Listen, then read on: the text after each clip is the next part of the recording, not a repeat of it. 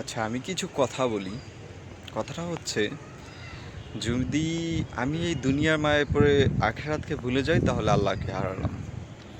আর যদি আমি আখেরাতের মায়ায় পড়ে আল্লাহকে পেয়ে যাই, দুনিয়াকে হারাই, তাহলে আমি জিতে গেলাম। আমাদের এই দুনিয়ার গন্তব্যটা কেমন জানেন? যেমন আমি যখন মালয়েশিয়ায় যাই তখন আমি বাংলাদেশ থেকে প্লেনে উঠি ফ্লাইটে।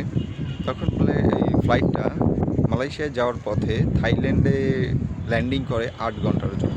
তো আমার লক্ষ্য ছিল কি একটাই, যে আমি মালয়েশিয়ায় যাব। আমি ওয়েট করতেছিলাম মালয়েশিয়ার ফ্লাইটটা কখন আসবে, আমি কখন ওই ফ্লাইটে উঠবো।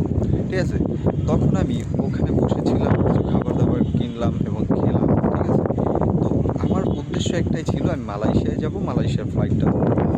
পৃথিবীর গন্তব্যটাও এমন, পৃথিবীতে আল্লাহ আমাদের কিছুটা সময়ের জন্য পাঠিয়েছেন, 50 বছর, 60 বছর, কারো 70 বছর, এরকম এক একজনের এক একটা সময়ের জন্য পাঠিয়েছেন এই পৃথিবীতে।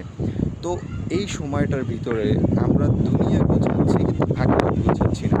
আর এখান থেকে যদি আমরা আখিরাতের বাজার করে নিয়ে যেতে পারি, কিছু নিয়ে যেতে পারি, তাহলে আল্লাহ ওই আখিরাতের তার প্রতিদান আমাদের দিবেন। আমাদের লক্ষ্য একটাই রাখা উচিত, দুনিয়ার মায়ায় পড়ে আখিরাত না হারাই। তো আখিরাতে যে জিতে গেল সেই সফল। যে দুনিয়ায় বড় বড় দালান বা বড় বড় টাকাওয়ালা সব কিছুতে সফল, সে সফল না। আখিরাতে যে সফল সেই প্রকৃত সফল।